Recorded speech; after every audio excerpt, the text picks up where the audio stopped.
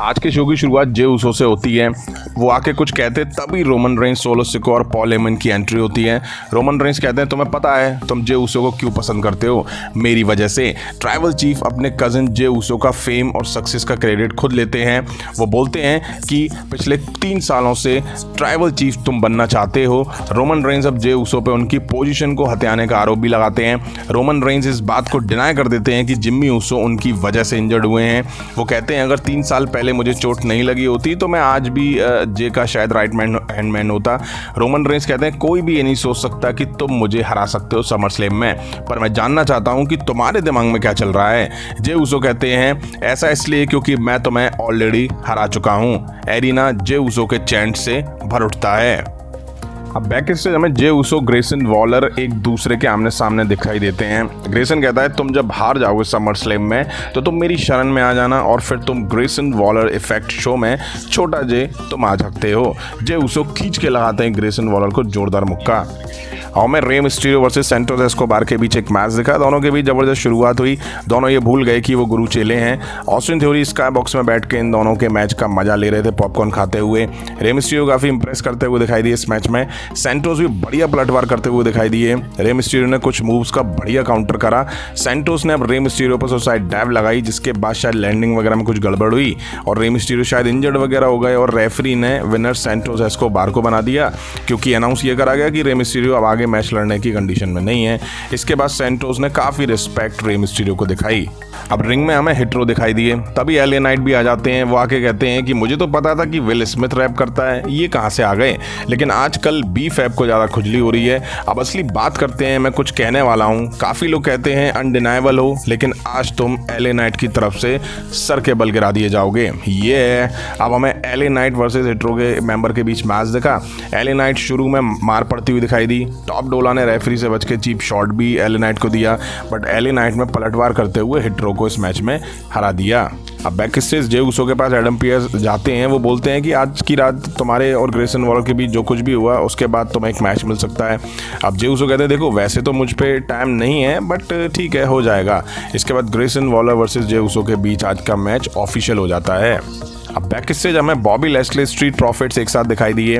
वो बॉबी लैशले बोलते हैं पिछले हफ्ते कार्मेलो हयास ट्रिक्स से मैं मिला था तो मैं काफ़ी अप्रिशिएट कर रहे थे दोनों, जो कि नहीं करना चाहिए क्योंकि तुम सुपरस्टार हो और तुम्हें कपड़े भी स्टार वाले पहनने चाहिए। वैसे कुछ प्रॉब्लम नहीं है तुम्हारे कपड़ों में, बट ऑल माइटी की तरफ से कलेक्शन देख लो, इसमें से सेलेक्ट कर सकते हो। इसके बाद हमें Chelsea green, Sonia devil versus Charlotte Flair, Bianca Blair के बीच एक टैग टीम मैच दिखा।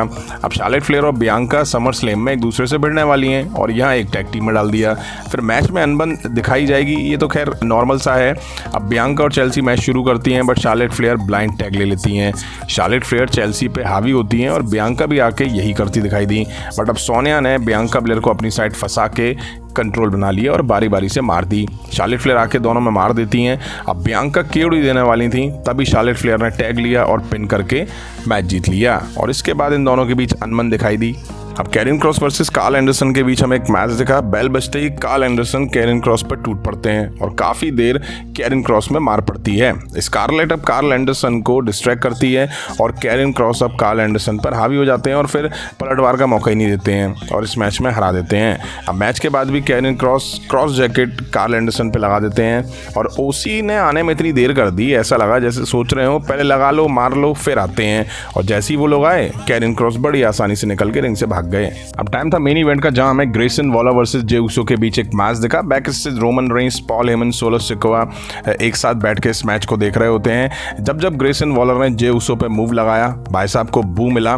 जे उसो ग्रेसन वॉलर में दबा के मार लगाते हैं। ग्रेसन भी पलटवार करता है, जे उसो देते हैं लात घुमा के, तभी Roman Reigns, Paul Heyman, solo Sikoa enter होते हैं और रिंग साइड आके बैठ जाते हैं।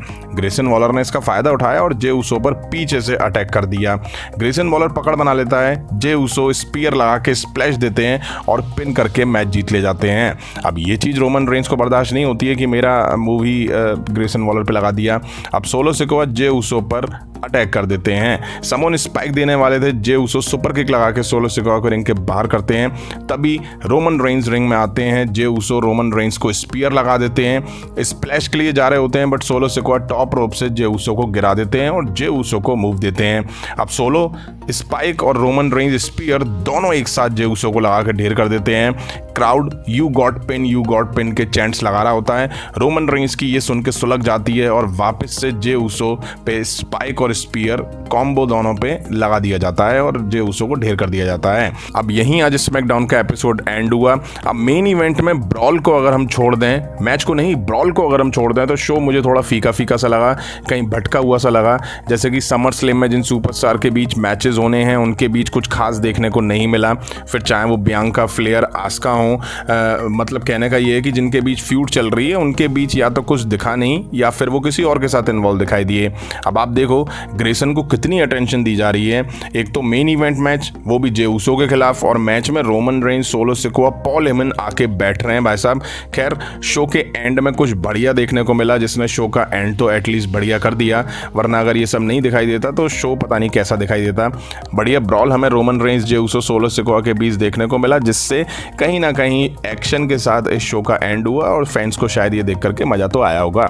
जबरदस्त ब्रॉल रोमन रेंज, जे उसो, सोलो सिकोआ के बीच देखने को मिला और बढ़िया ये देखने को मिला क्योंकि मुझे तो लग रहा था कि शायद इनके बीच अब कुछ देखने को नहीं मिलेगा। दिखा, इस वजह से शो का एंड बढ़िया हुआ, मजेदार हुआ, फैंस को ये देख करके मजा आया होगा। वीडियो यहाँ तक देखिए और अभी तक लाइक नहीं करिए तो लाइक करो, चैनल को सब्सक्राइब करो। मिलता हूँ जल्दी नेक्स्ट वीडियो में। Thank you.